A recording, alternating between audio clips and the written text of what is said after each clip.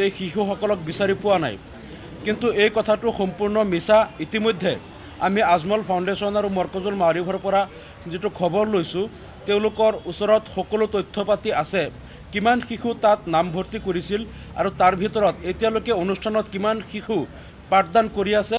আৰু তেওঁলোকে কৈছে প্ৰায় 300মান শিশু যিসকল নিজৰ ঘৰত বা আত্মীয় স্বজনৰ ঘৰত গৈছে বা কেইজনমান আছে তেওঁলোকৰ শিক্ষা সমাপ্ত হোৱাৰ কাৰণে তেওঁলোক ঘৰত গৈছে। বহুতৰ পিতৃ নাই বা মাতৃও নাই, হয়তো কোনোবা সম্পৰ্কীয় কাৰোবাৰ ঘৰত গৈছে।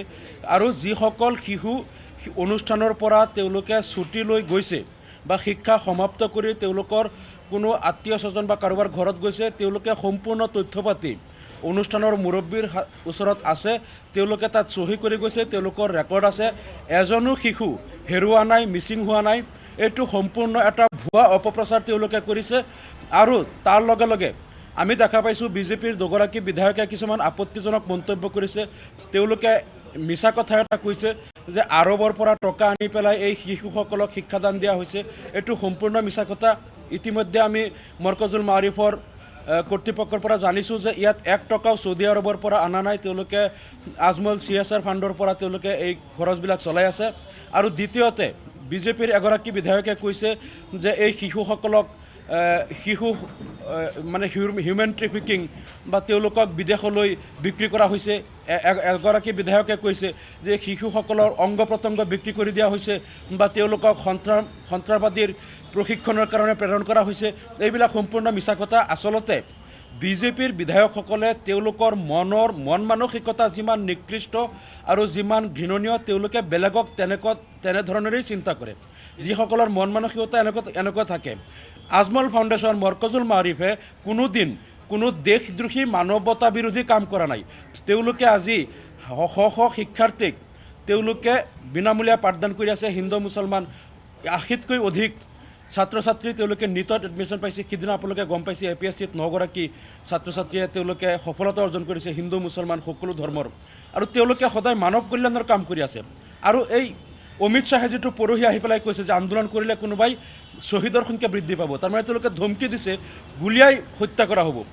আজি পাকিস্তানৰ চোৰাংচোৱাগিৰি কৰাৰ সকলো যিমান অপৰাধী ধৰা পৰিছে বিজেপিৰ IT চেলৰ, চীনৰ হৈ চোৰাংচোৱাগিৰি কৰা বিজেপিৰ IT চেলৰ মানুহ, বিজেপিয়ে মানৱ সৰবৰাহ কৰা, গো মাংস বিদেশলৈ ৰপ্তানি কৰা সকলো বিজেপিৰ নেতা। তেওঁলোকে অমানৱীয় কাম কাজবিলাক, অনৈতিক কাম কাজবিলাক তেওঁলোকে কৰে।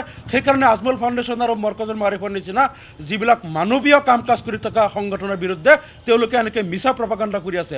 গতিকে এইটো তেওঁলোকৰ নিকৃষ্ট মানসিকতাৰ পৰিচায়ক। এইটো আমি দাবী জনাইছোঁ চৰকাৰে তদন্ত কৰক। যদি এজনো শিশু মিচিং পায় আৰু যদি তেওঁলোকৰ দাবী সত্য হয়, তেনেহ'লে আজমল ফাউণ্ডেশ্যন মৰকজুল মাৰিফ বন্ধ কৰি দিয়ক, আমাৰ এইটোত আপত্তি নাথাকিব। কিন্তু মিছা কথা প্ৰচাৰ কৰি তেওঁলোকে এনেকুৱা মানৱ দৰদী সংগঠনবিলাকৰ বিৰুদ্ধে মিছা কথা প্ৰচাৰ বন্ধ কৰক, আমি দাবী জনাইছোঁ। এজনো শিশু তাৰ পৰা ক'তো সৰবৰাহ কৰা নাই। তাৰ কৰ্তৃপক্ষই ডাটাবিলাক কাইলৈ ৰাজহুৱা কৰা হ'ব, আপোনালোকে সকলো গম পাব। এজনো শিশু সৰবৰাহ কৰা নাই। এইটো সম্পূৰ্ণ নিৰ্বাচনৰ পূৰ্বে এটা ভোট বেংকৰ ৰাজনীতি কৰিবলৈ বিজেপিয়ে নিকৃষ্ট ৰাজনীতি কৰি আছে। তেওঁলোকে মিছা কথাবিলাক কৈ আছে।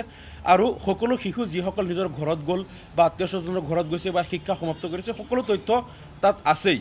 এইটো যদি তদন্ত কৰে চৰকাৰে, প্ৰত্যেকজন শিশুৰ তদন্ত কৰি তেওঁলোকে পাব যে তেওঁলোক আছে। এজনো শিশু ইয়াৰ পৰা নাইকিয়া হোৱা নাই। গতিকে এই মিছা কথাবিলাক কৈছে। টাৰ্কিলৈও কোনো শিশু পঠিওৱা নাই, সন্ত্ৰাসবাদী প্ৰশিক্ষণতো কাকো পঠিওৱা নাই, হিউমেন ট্ৰেফিকিঙো হোৱা নাই। গতিকে মিছা কথাবিলাক কৈ তেওঁলোকে নিৰ্বাচনৰ পূৰ্বে জাতি মাটি ভেটি ৰক্ষাৰ নামত চৰকাৰ ব্যৰ্থ হ'ল। আৰু তেওঁলোকে জাতি মাটি সুৰক্ষিত কৰিব নোৱাৰিলে, বহিৰাগত কোম্পানীক সকলো মাটি চমজাই দিলে, পাৰিত কৰি অসমীয়া জাতি ধ্বংস কৰিলে। এতিয়া তেওঁলোকৰ একো ইছ্যু নাই।